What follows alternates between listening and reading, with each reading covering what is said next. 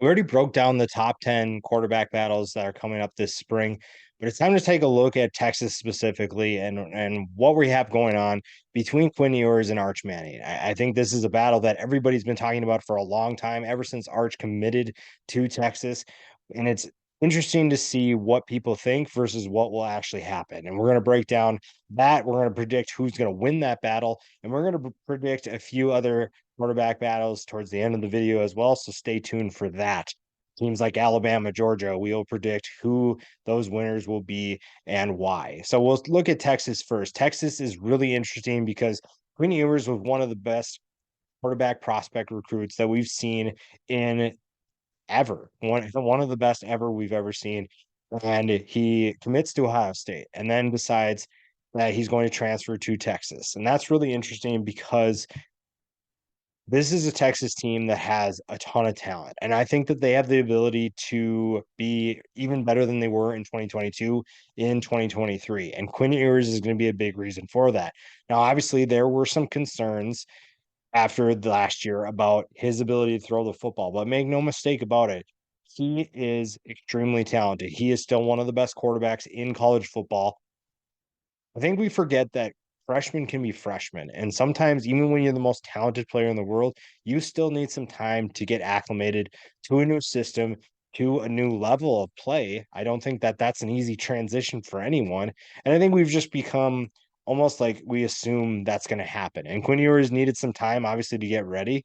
And I think that the injury in the Alabama game is really what kind of stopped the momentum because when you look at that game, there was a lot to be excited about. And I think Texas fans believe that they could have won that game if Quinn stayed in. And when you look at some of the throws that he makes, he is making really tough throws. Now, obviously, there are some accuracy issues, some ball placement issues.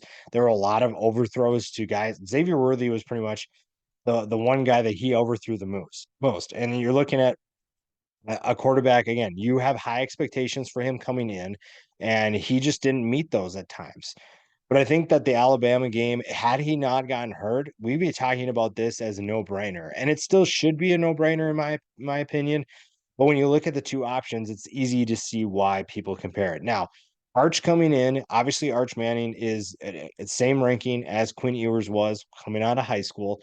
And then you have the Manning name. And a lot of people have different opinions of Arch Manning and what they think he's going to be versus what he's not. But this dude is still pretty talented.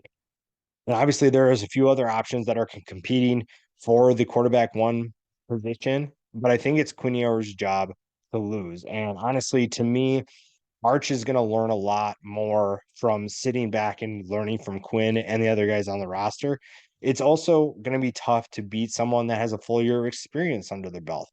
Arch Manning does not have the playbook for Texas, so he's not going to have that. First of all, he's going to join the spring, obviously learn as much as he can.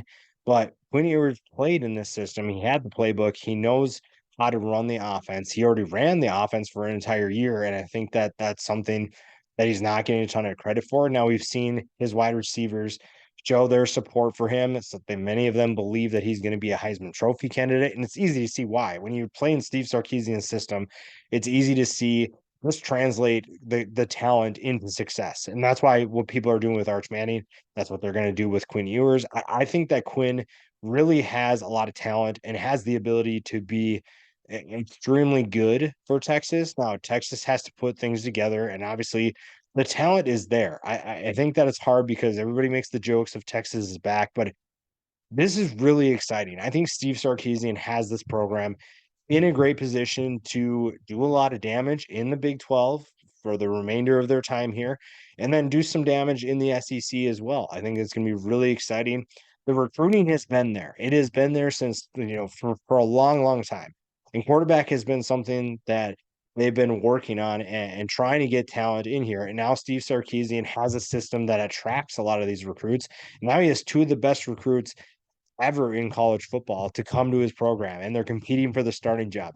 At worst, that attracts players to the program, even if they don't have the success. They can see, hey, these guys have come here before.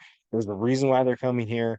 The system is it's hard to not see this offense have success. You can't look at this offense and not think, wow, they have They have a ton of explosive players. They have a ton of potential. This is a Texas team that's going to be very exciting in 2023. It's just a matter of the consistency. I think Quinn Ewers and Xavier Worthy could be the best duo in college football when you look at the talent they have. Xavier Worthy can burn pretty much any defensive back at any play, at any moment. He is that good. And Quinn Ewers just needs to find more chemistry with him. And I think at times you were just seeing that the rhythm wasn't there, the timing wasn't matched up. And obviously some drops were a concern for Xavier Worthy, but there's work that's going to be done. There's going to be work that's going to be done by both of these players. And Arch Manning is at worst going to push Quinn Ewers to be a better version of himself. Best case scenario for Texas right now is that Arch Manning redshirts and Quinn Ewers goes to the NFL draft next year, and then it's Arch's team from there. That is a best case scenario. That is something I think will happen this year. I just think that Quinn Ewers should win the starting job, and it's easy to see why, but also I can understand why people think that Arch Manning is going to take the spot. It's easy to get lost in the hype and it's easy to get excited. That's what I love about college football. But I think when it comes down to it, Quinn Ewers is going to be the guy that wins the job. And there's a lot of other teams that are going through similar situations where they might be picking a guy that has the hype, but there's a guy that's already on roster that probably will be winning that job. Again, if you haven't watched the top 10 quarterback battles for the spring 2023 season, make sure you go and check that out. When it comes down to it, Alabama has one of the most scrutinized quarterback battles in college football. When you look at Bryce Young leaving, that leaves a huge hole. And we've seen what guys like Jalen Milroe could do last year in his absence. I think that Jalen Milroe, depending on what the system is going to be, we don't know what the offensive coordinator position is going to look like. Jalen Milroe and Ty Simpson run two different styles of offenses. And I think that Jalen Milroe is going to win that job based off of experience. You look at what he did against Texas A&M was pretty solid. Now he's a year of experience under his belt. Ty Simpson, extremely talented player, but I think Jalen wins that job. Again, it really depends on the offensive coordinator. So this could change, but right now I have more confidence in what Milroe did than Ty Simpson's inexperience last year.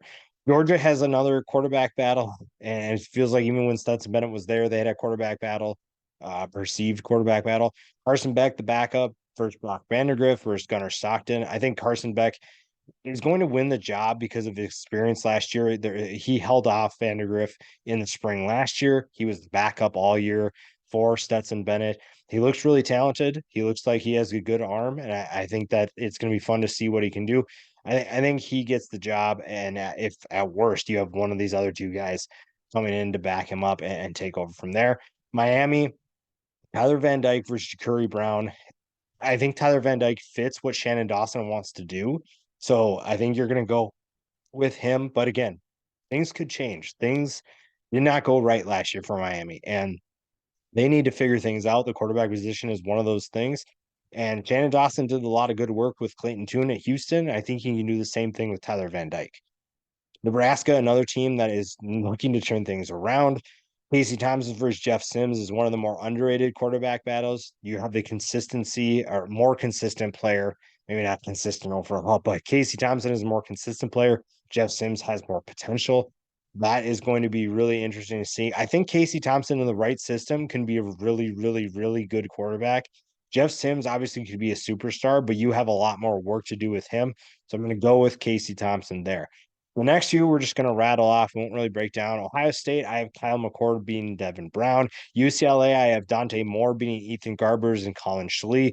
Wisconsin, I'm going Tanner Mordecai over Nick Evers. Ole Miss, Jackson Dart over Spencer Sanders and Walker Howard. Cincinnati, I'm going with Emory Jones over Ben Bryant, Evan Prater. Auburn, I'm going Robbie Ashford over TJ Finley and Holden Gruner. Florida, you have Graham Mertz over Jack Miller.